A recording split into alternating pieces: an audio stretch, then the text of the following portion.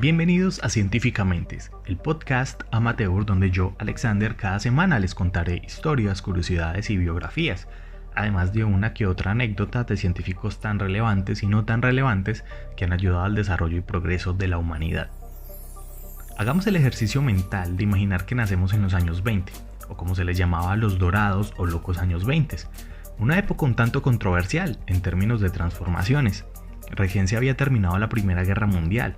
Imperios como el ruso cambiaban y se convertían en naciones gobernadas, entre comillas, por el proletariado, gracias a las ideas marxistas de la época. Alemania se encontraba estranguladísima por los acuerdos del Tratado de Versalles, Japón se desplegaba como un imperio por las costas de Asia y las grandes dictaduras aparecían en Italia, Portugal, España y Yugoslavia. Además de que los países beneficiados por la Primera Guerra Mundial, muy beneficiados, o sea, los gringos, se encontraron con demasiada bonanza que no pudieron controlar y que los llevó a la Gran Depresión de 1929. ¿Y cómo sería vivir en esa época? Si nos encontramos de este lado del charco, pues ningún problema, casi no hubieron pérdidas en cuestiones de vidas ni en la infraestructura. Pero en el otro lado del charco, ¿qué pasó? Después de los estragos de la guerra, nada era tan sencillo. Y si a esa dificultad le agregamos que al nacer nos sentimos distintos, como que de cierta manera no encajamos con los demás, como si el miedo a expresarnos como en realidad somos significara una sentencia de muerte al corazón y al alma, destinados a ser señalados por la mayoría que creen que su realidad es la única que existe y que aquellos que no sigan los patrones de lo que se considera normal, entre comillas, son parias y deben ser marcados e incluso eliminados para que no confundan al resto, como si fuese una enfermedad más, destinando a algunos de esos valientes que no temieron en expresar sus emociones y romper los moldes a vivir una mentira que no muchos pueden sobrellevar. Y lo más triste es que es algo que pasó en los años 20 y que pasa aún en la actualidad. Para los que no entendieron esas últimas palabras del último párrafo que hablé y aún dicen, ¿qué diablos habla este sujeto? Estoy hablando de miembros de la comunidad LGBTIQ. Y si eres un homófobo malnacido y crees que por el hecho de amar y sentirte diferente implica que solo sirves para diseñar ropa o cortar el cabello con la intención de decirles que no tienen nada más en la cabeza, pues déjame decirte que estás equivocado. Y es que si te encuentras escuchando este podcast desde tu celular, desde tu computadora o trabajando en tu oficina haciendo complejas hojas de Excel, quiero decirte de todo corazón que esa ventaja de no tener que usar un abaco para calcular la miseria de sueldo que le pagarás a tus empleados esta temporada decembrina y que en la modernidad todo esté tan automatizado por microcomputadoras y demás, se la debemos a un homosexual. Y es que en este episodio científicamente vamos a hablar de uno de ellos, y que debido a su enorme genialidad sentó las bases de lo que serían los algoritmos computacionales y con ello fundar en cierto sentido la computación y la inteligencia artificial. El día de hoy vamos a hablar de Alan Turing, el hombre enigmático. Nuestro invitado del día de hoy, llamado Alan Mathieson Turing, nació en Paddington, Londres, el 23 de junio de 1912. Su padre, Julius Mathieson, era un miembro del cuerpo de funcionarios británicos en la India, o sea que básicamente no mantenía con sus hijos, sino que vivía lejos. Y su madre, Ethel Sarah Stoney, era la hija del jefe de ingenieros de los ferrocarriles de Madrás. Cuando Alan cumplió un año, sus padres se reunieron de nuevo en la India, pero sin el bebé Alan, el cual lo dejaron en Inglaterra bajo el cuidado de unos amigos muy cercanos a la familia. Desde muy pequeño desarrolló una pasión por la lectura, aprendiendo a leer por sí mismo ya que jugaba e interactuaba con números y rompecabezas. Sus padres lo inscribieron en el colegio St. Michael a los 6 años. Su pasión por el conocimiento fue tal que a los 8 años y atraído por la química construyó su propio laboratorio en casa. Su vida escolar estuvo marcada entre la grandeza y algunos problemas, ya que a pesar de que era muy inteligente y tenía gran facilidad con las matemáticas, su carácter inconformista lo llevaba a seguir sus propias ideas y a menudo cuestionar lo que según él mencionaba era un rígido e ilógico sistema educativo, que en cierto punto es cierto, ya que a mi parecer la educación, al menos en Latinoamérica, está atascada. ya que no fortalece las habilidades del estudiante como individuo o las habilidades individuales, sino que asumen que todos somos iguales y nos encierran como vacas en el matadero, pero no para capar nuestros cuerpos o destruir nuestros cuerpos, sino para matar las ideas. Ingresó a la escuela preparatoria Hazlehurst, ubicada en el pueblo de Fran en Sussex, entre 1922 y 1926, donde fue un estudiante medianamente bueno en la mayoría de las asignaturas. Allí se apasionó al ajedrez, además de unirse al grupo escolar de debate. Cuando culminó sus estudios en 1926 ingresó a la escuela Sherborne. En aquella época había una huelga general en el Reino Unido que duró 9 días, desde el 4 de mayo de 1926 hasta el 13 de mayo del mismo año, convocada por el Congreso de Sindicatos Británicos, con la fallida intención de lograr obligar al gobierno británico de que no les redujera los salarios ni que empeoraran las condiciones laborales. En esta protesta estuvieron alrededor de 800.000 mineros y más o menos 1.7 millones de trabajadores, combinando los del transporte, la minería, la industria pesada. Pero esta huelga no sirvió para nada porque el gobierno no cedió. Pero continuando con Alan, durante esos 9 largos días de huelga debió recorrer alrededor de 60 millas. Para los que usamos el sistema internacional, es decir, todo el mundo, menos los gringos, el país de Liberia y Myanmar, recorrió diariamente de su casa a la escuela 96.56 kilómetros. 96, o sea, yo camino 10 metros y ya estoy pidiendo aire. Estos recorridos para Alan no eran nada, ya que era un atleta nato, que posteriormente sería un fino deportista en múltiples actividades olímpicas. En esta escuela también presentó problemas debido a la necesidad de seguir sus propias ideas en relación a lo que le indicaban sus maestros. Pero a pesar de su forma testaruda de ser, en esta escuela ganó múltiples premios de matemática donde resolvía los ejercicios de cálculo complejo utilizando metodologías distintas a las que le enseñaban sus maestros. Una nota de sus maestros criticando su personalidad indicaba, abro comillas, si va a permanecer en la escuela pública debe aspirar a educarse, pero si va a ser un especialista científico más, está perdiendo el tiempo en una escuela pública. Lo que muestra más y más la falla del sistema educativo de la época, o encajas o adiós. En el año de 1928 ocurrió uno de los momentos más hermosos de la vida de Turing, ya que hizo amistad con Christopher Morcom. Por primera vez en su vida había encontrado a alguien con el cual compartir sus pensamientos e ideas, y de esta relación amistosa Alan se enamoró, convirtiendo a Morcom en el primer amor de su vida.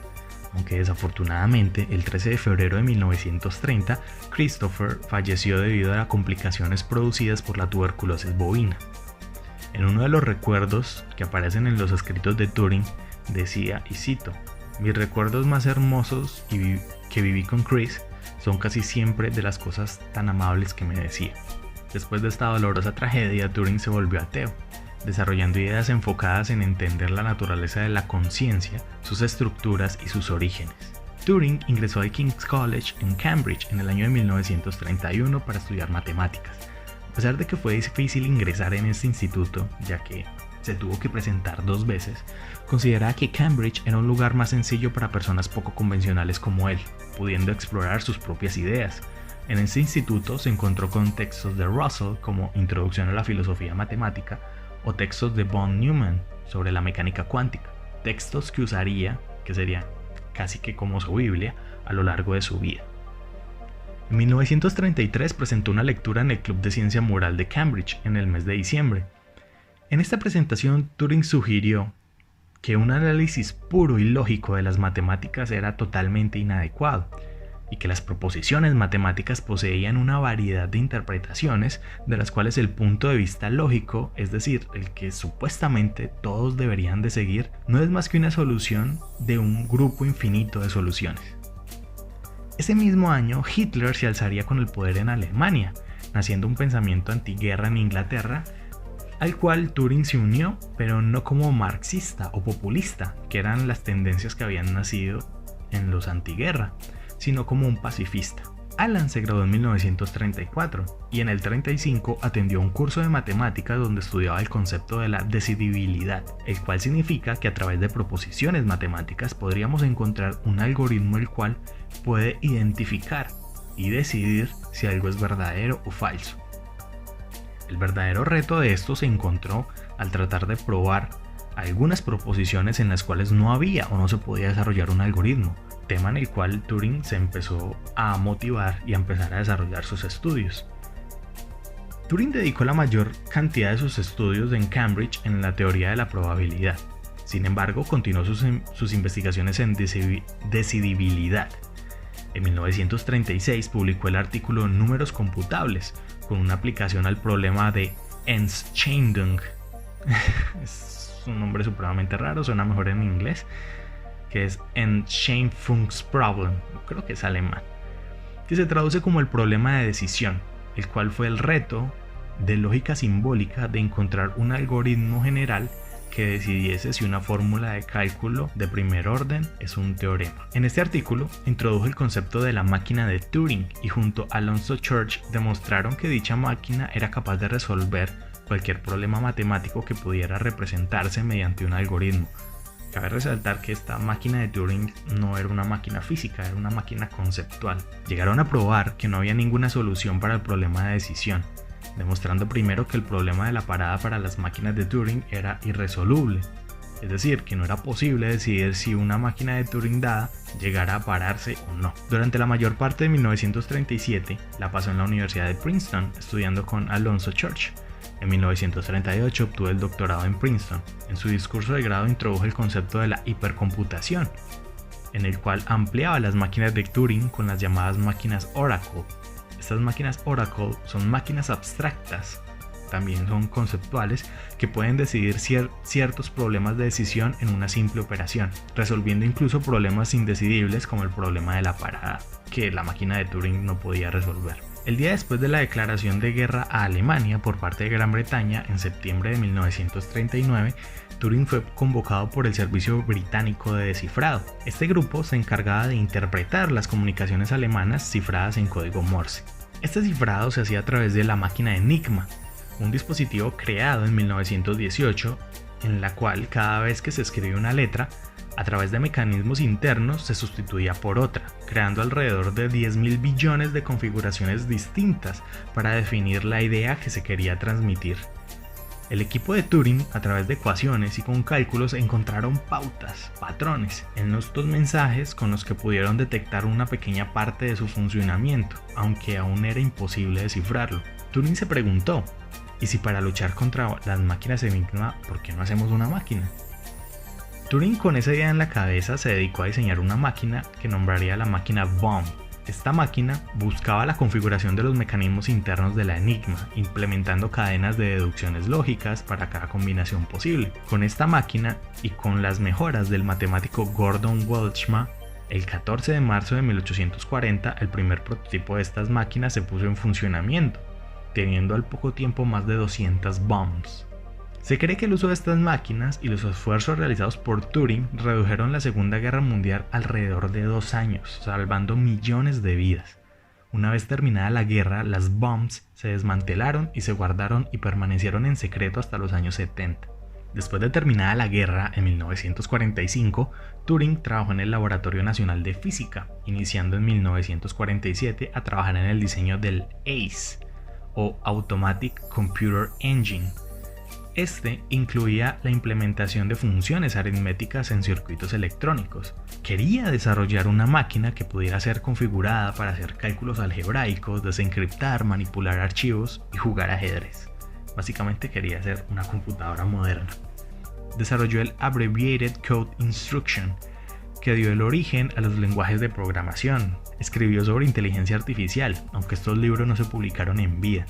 En mayo de 1950, el prototipo del ACE ejecutó su primer programa, y a pesar de que la máquina completa de Turing nunca fue desarrollada, sentó las bases de las computadoras modernas. Escribió un artículo sobre la inteligencia artificial en 1950 y propuso el experimento conocido como el test de Turing, el cual es una prueba que cataloga si una máquina es sintiente o no.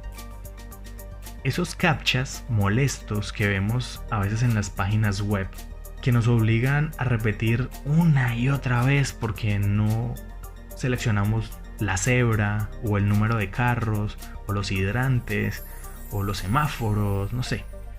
Estos son un test de Turing inverso, donde es la máquina quien intenta determinar si hay un humano ejecutando la acción y no un bot o un robot. Esta prueba de Turing nace de un juego de imitación entre un interrogador, un hombre y una mujer, donde el objetivo del interrogador es determinar quién es la mujer y quién es el hombre, mientras que los otros dos es convencer al interrogador de que son la mujer.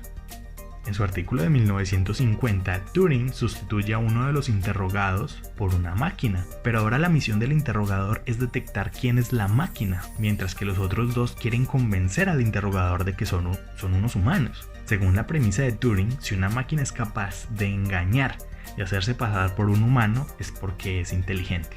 Durante muchos años, ninguna máquina fue capaz de vencer este test, pero en el año 2014, por primera vez, el chatbot llamado Eugene Grutzman, desarrollado por los programadores el ruso Vladimir Veselov, el ucraniano Eugene Demchenko, y el ruso Sergei Ulasan de San Petersburgo, en el año 2001, lograron convencer a 30 jueces que estaban participando en la prueba de que se encontraban hablando con un niño ucraniano de 13 años. Esta conversación se hizo a través de chat y el bot hizo creer a estas personas que estaban hablando con un niño. Alan trabajó desde 1952 hasta su fallecimiento en la biología matemática, donde su interés era comprender los fitoaxis de Fibonacci, es decir, la existencia de números de Fibonacci en las estructuras vegetales, desarrollando ecuaciones que actualmente son usadas para entender la formación de los patrones en el campo de la biología del desarrollo embrionario. Turing y su carrera se vieron truncados debido a que lo procesaron por violar los estatutos británicos sobre la homosexualidad, una ley victoriana que databa de 1885. La historia cuenta que Arnold Murray, un amante de su época, ayudó a un cómplice a entrar a su casa, a la casa de Turing, para robarlo, y Turing fue a denunciar el delito. Durante la investigación se le preguntó sobre su vida personal y sexual, reconociendo que era un homosexual, imputándole cargos de indecencia grave y perversión sexual, como si los del sexo heterosexual o como si los heterosexuales no fueran pervertidos y indecentes. A Turing se le imputaron los mismos cargos que a Oscar Wilde 50 años atrás. Turing no ofreció defensa contra los cargos, solo indicó que él no veía nada malo en sus acciones y que era natural en él. Se le encontró culpable y se le dio la alternativa de la prisión o la castración química mediante inyecciones de estrógeno por un año para reducir el líbido.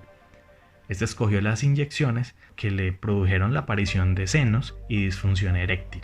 Turing escribió en forma de silogismo una reflexión, tratando de transmitir a quien lo leyera que el rechazo social que provoca la homosexualidad, con el desafío intelectual que supone demostrar la posibilidad de la inteligencia artificial, en particular que los ataques contra su persona oscurecieran sus razonamientos y sus investigaciones sobre la inteligencia artificial. El silogismo decía lo siguiente: Turing cree que las máquinas piensan, Turing yace con hombres, luego las máquinas no piensan. Lo que él quería transmitir aquí era que Turing pensaba y sus investigaciones daban a que las máquinas en algún punto iban a llegar a pensar o que iban a llegar a ser sintientes, pero que el hecho de que él fuera gay iba a desconocer toda su investigación, entonces ahora las máquinas nunca iban a poder llegar a ser ese punto. Entonces ese era el temor de él. 2 años después de su juicio en 1954, Turing falleció por envenenamiento por cianuro de potasio, mientras realizaba experimentos químicos de electrólisis.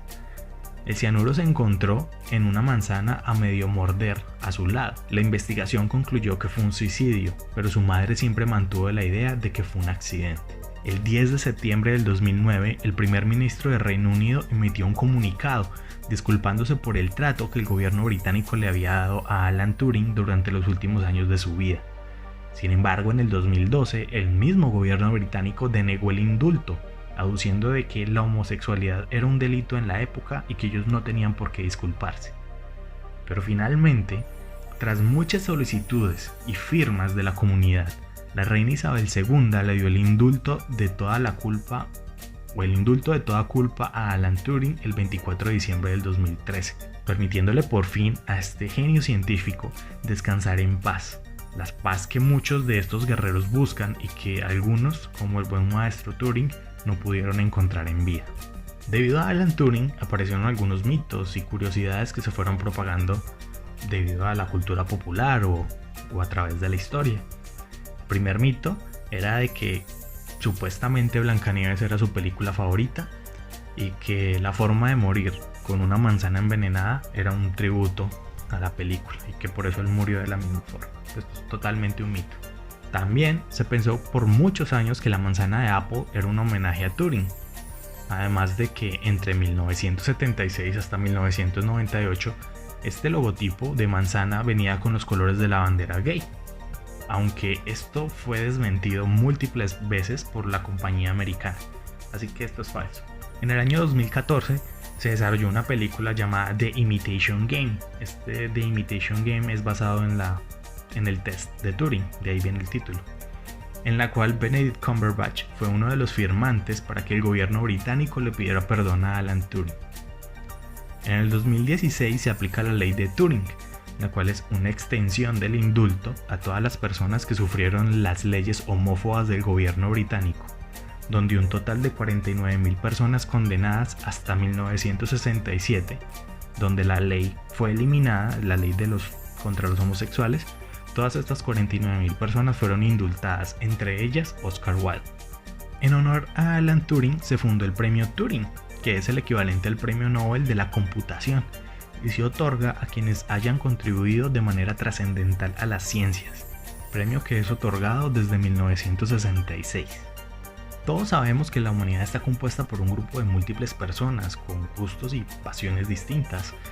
El hecho de no pensar o hacer lo de los demás no nos hace monstruos o criminales. Todos deberíamos poder amar y querer a nuestra manera, sin necesidad de escondernos o sentir miedo. Y que sin importar a quién queramos, no tiene por qué afectar nuestra profesión, nuestro trabajo ni nuestra vida. Soñemos por un mundo sin discriminación. Todo mi aprecio y admiración a aquellos que no temen y que luchan día a día por demostrar que lo que nos quieren hacer pensar como diferente, entre comillas, no es diferente, sino que es tan natural como el aire que respiramos, recordando también que los grandes genios pueden venir acompañados por un arco iris de genialidad. Y esto fue todo en el episodio de Científicamentes. Recuerden que nos pueden seguir en nuestro Instagram en @cientifica_mentes, donde cada miércoles publicaremos los show notes del episodio mostrando imágenes de sucesos, fotografías del personaje del que hablamos en la semana. Además de esto, pueden escucharnos en la mayoría de las plataformas de podcast, como Spotify, Apple Podcast y Google Podcast y muchas más. No siendo más, muchas gracias por escucharnos. Soy Alexander. Hasta pronto.